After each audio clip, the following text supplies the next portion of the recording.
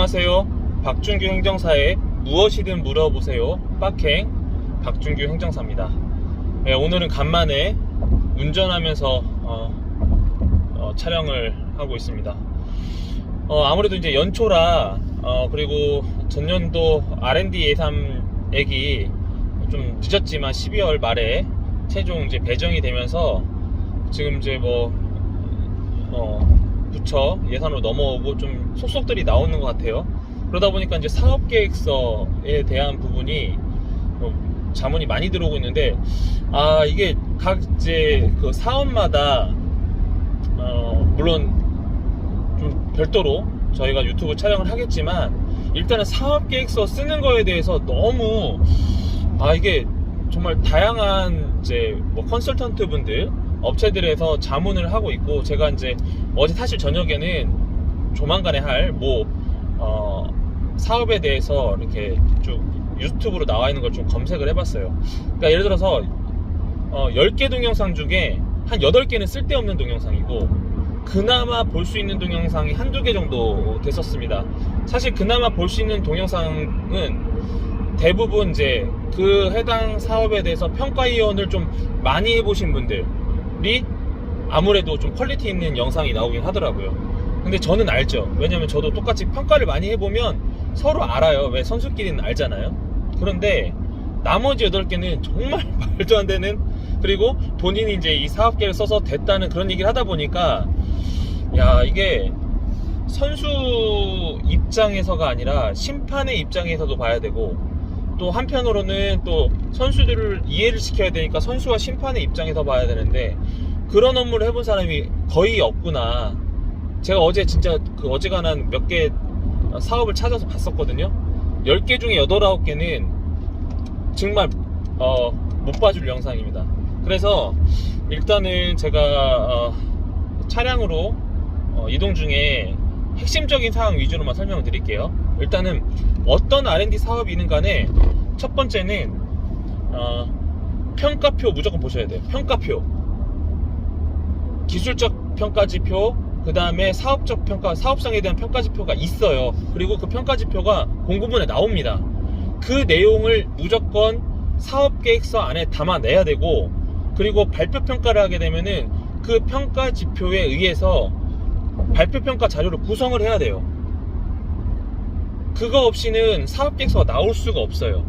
그러니까 제일 쉽고 간단한 거는 평가표, 기술적 평가지표와 그 다음에 기술 사업화에 대한 평가지표가 분명히 있거든요. 공고문에 무조건 나오니까 그거부터 먼저 보셔라. 그 내용에 대해서 사업계획서와 그리고 발표평가할 때 담아내야 된다.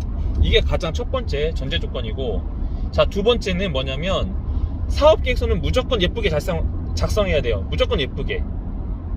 좀 표현이 조금 어떻게 보면 낮아 보일 수는 있지만, 보기도 좋은 떡이 먹기에도 좋다라는 표현이 있죠. 보기 좋은 떡이 먹기도 좋다. 진짜예요. 사업계획서는 일단은 폼을 딱 들여봤을 때 서면이든 일단 한글로 작성되는 게 있고, 두 번째는 발표는 이제 보통 PPT로 작성이 되는데, 일단은 보기 좋아야 돼요. 구성 배치, 내용은 두 번째. 일단 구성 배치가 잘 돼야 되고, 아까 1번에 말한 것처럼 평가지표에서 구성된 내용으로 사업에 대한 이제 내용이 들어가는데, 자, 우선 내용 보기에 앞서서 아까 뭐라고 했죠? 자, 평가지표 정확하게 파악해라. 두 번째, 일단은 내용이 있든 없든 일단은 무조건 예쁘게 만들어라. 그죠? 그 예쁘게 만든다는 거는 구성, 구도, 그리고 그림, 그리고 글자, 배치, 자간, 장폭, 이런 거 굉장히 중요하다. 일단은 내용을 떠나서. 그리고 제일 중요한 내용이죠. 내용은 말할 거 없어요. 당연하죠. R&D 사업이 나올 때 내용은 당연히 중요한 거기 때문에 내용은 말하지 않을게요. 왜? 내용을 이제 담아내는 것이 기술이니까. 그렇기 때문에 우선은 제일 중요한 거는 눈에 확 띄는 건 첫 번째, 평가 지표를 정확하게 분석했는가. 평가 지표, 아까 뭐라고 했죠? 기술적 평가 지표와 기술 사업화에 대한 평가 지표에 맞춰서 구성해라. 두 번째, 무조건 사업계획서 예쁘게 작성해라. 돈이 들더라도. 내용은 두 번째. 내용은 사실 내용도 참 말이 꼬이네요. 운전하다 보니까. 내용도 물론 굉장히 중요한데, 제일 중요한 부분이긴 하지만, 어쨌든 처음에 보고 그래도 내용을 읽어보게끔 하려면 앞에 두 가지가 먼저 선결돼야 돼요. 그래야지 그 다음을 할 수가 있는 거예요. 무슨 말씀인지 이해 가시죠? 너무 난해한가? 어쨌든 사업계획서의 무조건 핵심은요, 물론 사업마다 나중에 제가 다시 개별적으로 유튜브 촬영을 할 건데, 일단은 뭐라고요? 사업계획서는 첫 번째, 평가지표 무조건 봐라. 평가지표에 의해서 작성해라. 자, 두 번째, 사업계획서는 무조건 눈에 예쁘고 잘 보게 작성해라. 그쵸? 우리가 그런 이제 표현이 있었어요. 서울역 앞에서 내가 1,000원이 필요해.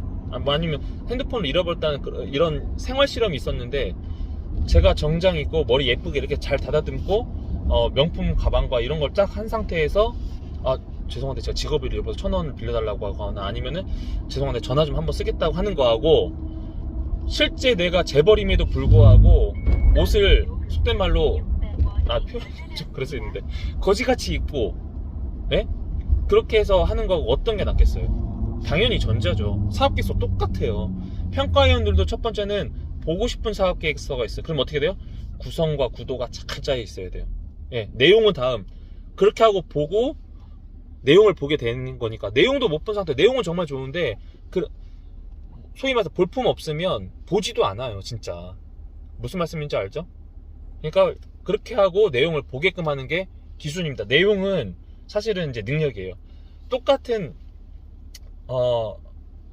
기술이나 똑같은 어떤 물건이라고 하더라도 누가 영업하느냐, 누가 어떻게 포장하느냐에 따라서 다른 거죠. 똑같아요. 그러니까 그거는 사실은 회사에서 자체적으로 잘 할 수 있는 사람이 있으면 상관이 없는데, 그렇지 않다면 저희 같은 이제 전문직들한테 맡기시는 게 제일 좋고, 그래도 R&D를 다양하게 아예 뭐 몇천만 원부터 몇십억, 몇백억까지 실제 진행하고 실제 책임자로 운영해보기도 하고 한 저희 민행입사에 문의하시면은 가장 합리적일 겁니다. 이상으로 유튜브 마치겠습니다.